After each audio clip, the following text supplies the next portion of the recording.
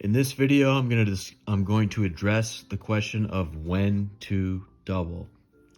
Somebody asked me this question. And if you do have questions about backgammon, the best way to reach me is through Twitter. I don't really check the YouTube.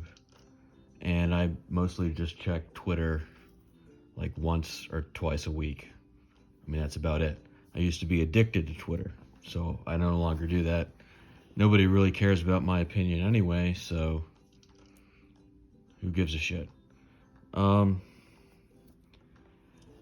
There are many factors to consider before you consider making a double.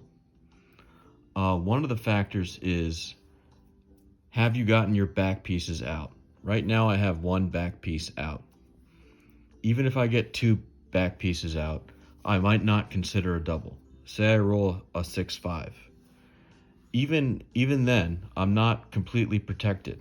I could roll a 6 or a 5 and have an exposure. So to recap, there are basically three factors to consider. Three. Have you gotten your back pieces out? How many points has your opponent made in their home row? My opponent has made 1 point. I have made 2 points in my home row. And then the pip count. The pip count is usually available on the right-hand side of most apps. 6-1. The general rule with all these three factors is if you are ahead by 20 or more pips, you should double. In my last video, I discussed the difference between a thin double and a fat double.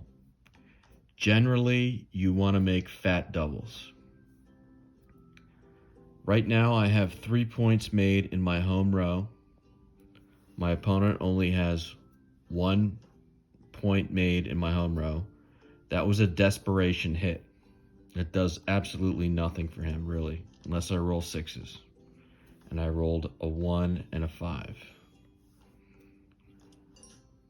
So even though I haven't gotten this piece out, I have a 4-point prime here. He has 1 piece out. So the fourth factor is how many pieces does your opponent have out? I can safely double here.